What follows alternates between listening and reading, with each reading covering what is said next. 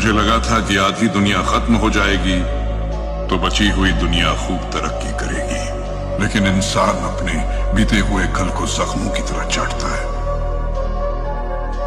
और जब तक ये बेवकूफ लोग बीते हुए कल को भुला नहीं सकते, ये कभी अपने आने वाले कल को अपना नहीं सकते।